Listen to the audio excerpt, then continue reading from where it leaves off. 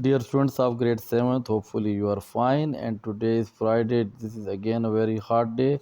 And please better try to maintain yourself at your home at shadow places. Don't try to expose yourself in hot season and during especially hot day time.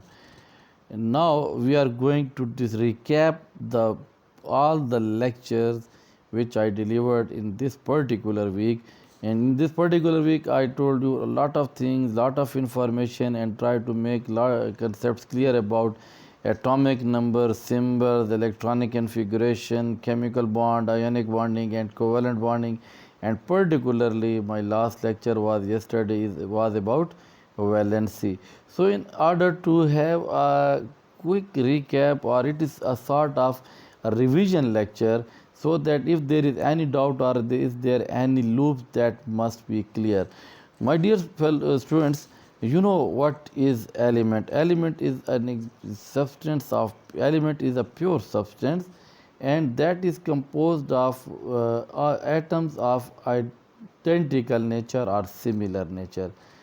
You know, all the element is composed of atoms, and atoms of particular element are identical. They have same atomic number, means their number of protons inside the nucleus or the number of electron revolving around the nucleus, they are same.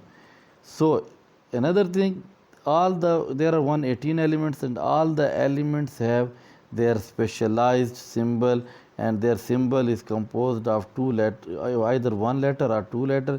If there is one letter, that is supposed to be rewrite as capital, and if the symbol is composed of two letters, first letter should be capital and preceding by the second letter, that is small one. Now we have learned for so many times that there is no two elements which no two or more than two elements which share one atomic number, and similarly there is no element which has two or more than two atomic numbers. That must be clear, students.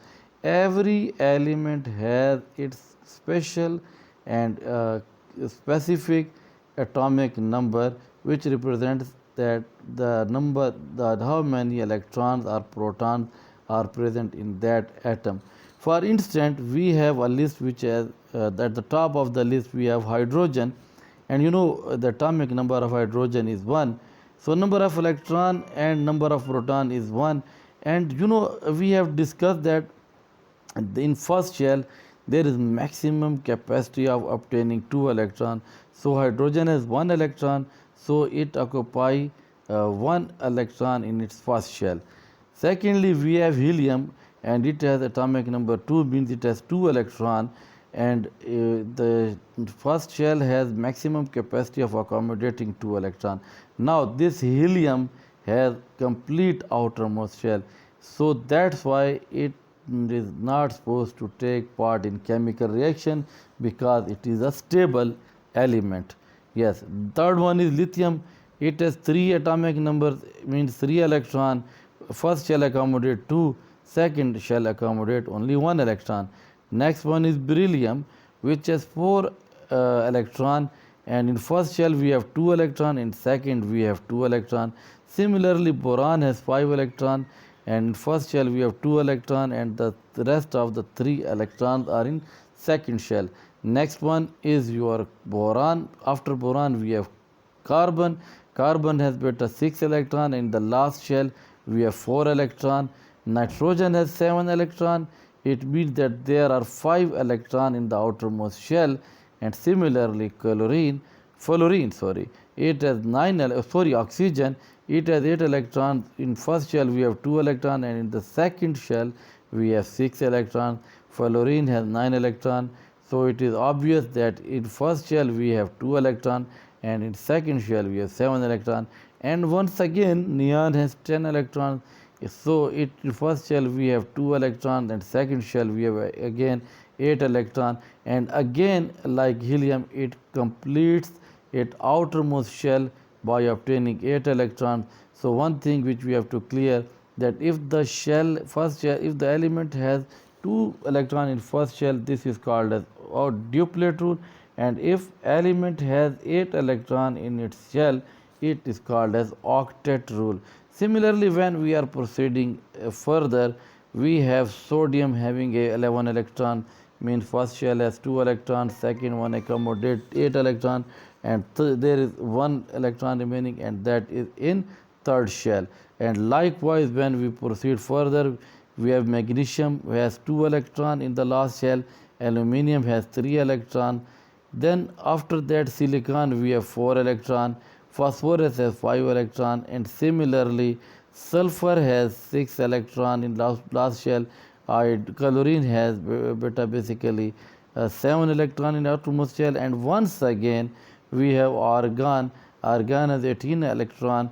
First shell accommodate only 2 electrons, second accommodated its 8 electron, so this is 10, and out of 18 we have 8 electron remaining, and that 8 electron is accommodated in the next shell.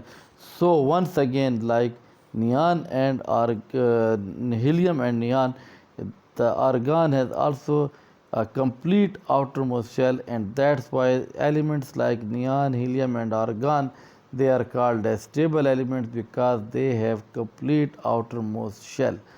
Now yesterday we discussed that how many bonds an atom can form, that's depend upon the electronic configuration. What is electronic configuration?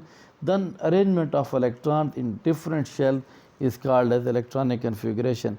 So the number of bond an atom can form identify its valency. Now let's have to make this point clear.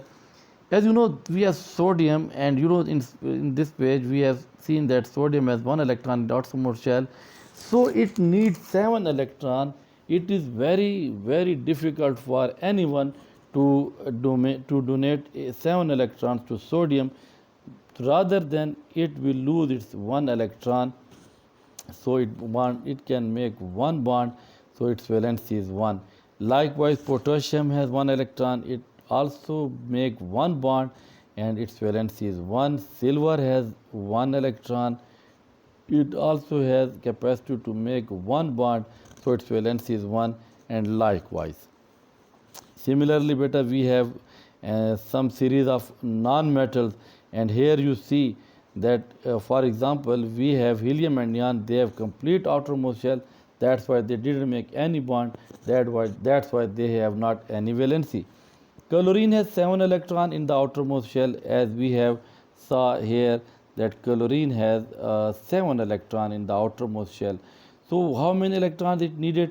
Definitely beta, it need 1 electron, only 1 electron, that's why it make 1, so it has the capacity to need 1 electron, so it only make 1 bond, that's why its valency is also 1. And similarly you can do the check the rest of the list elements given in the list. Now here we have hydrogen, it has 1 electron, but either it has 2 chances, it can lose 1 electron, it has 3 opportunities, it can lose 1 electron, it can gain 1 electron, or it can share 1 electron.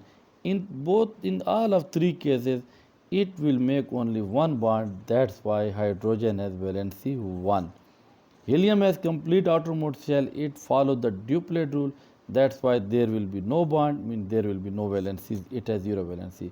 Again you see lithium has 1 electron in outermost shell, so it will either lose its outermost electron and make 1 bond, that's why its valency is 1.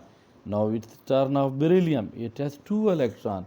Generally beryllium loses its 2 electron, and it will make ionic bond, and because the complete transfer of electron gave birth to ionic bonding, and when it loses its 2 electron it makes 2 bond, so its valency is 2.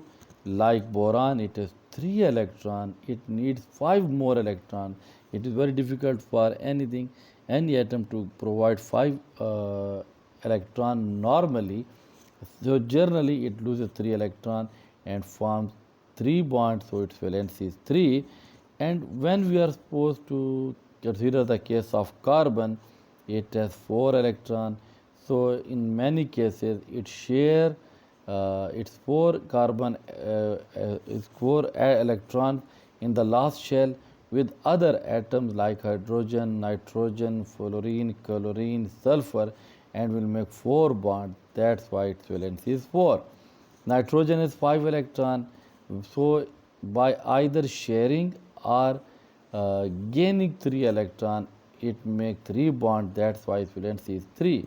And when we are going to discuss about the oxygen, it has 6 electron in its valence shell. So by sharing or gaining 2 electrons, it will make 2 bond, and when it will make 2 bond, its valence is 2.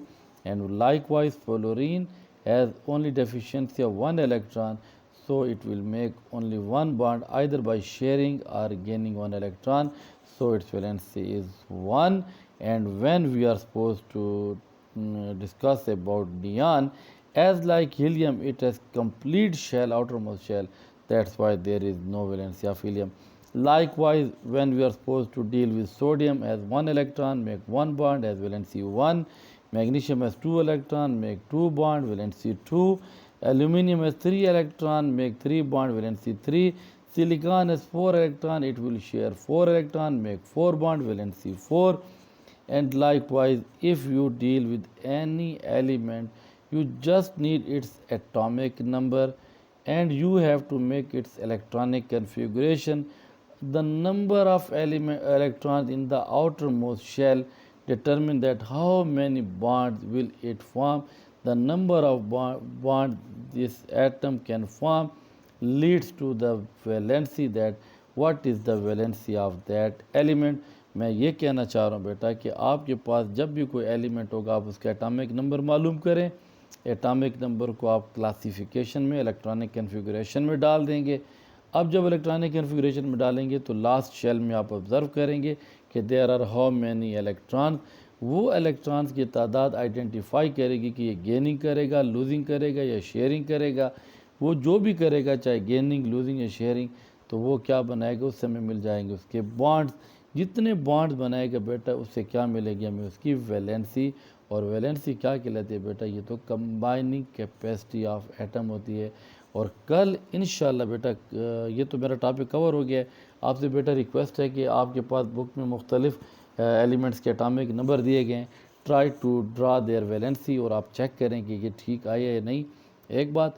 और secondly बेटा ये है कि इस chapter का बहुत बड़ा हिस्सा अल्हम्दुलिल्लाह we have covered it. So tomorrow and day after tomorrow will be my holidays, because as we have done initially that we have 5 days working week and 2 days will be off. And another very important announcement from my side, that inshallah from next week we are supposed to cover the other topics, important topics like chemical formula, and if there are something which is left behind, I will inshallah ta'ala cover that. So better try to recap all the lectures. And one thing which is very clear, that these basically this is the chapter related to atoms, but better this actually makes the concepts clear about the chemistry's first and second chapter of class 9. तो बेटा आप लोग इसको बहुत serious लेंगे, अच्छी तरह पढ़ेंगे, समझेंगे। अगर आपकी इस स्टेज पे 7th क्लास में ये कंसेप्ट क्लियर हो गए तो बेटा आपकी केमिस्ट्री की 9th क्लास की बेस बिल्कुल क्लियर हो जाएगी। तब जाकर इंशाल्लाह ताला आपको वहाँ पे ऐसा कोई प्रॉब्लम नहीं आएगा। अपना ख्याल रखेंगे। Have a nice weekend.